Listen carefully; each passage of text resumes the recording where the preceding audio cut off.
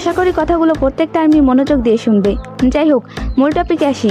যেসব আর্মিরা তিলকে তাল বানিয়ে দিচ্ছ তাদেরকে বলছি, ভাই তোরা এটা কি শুরু করেছিস জিমিনকে নিয়ে?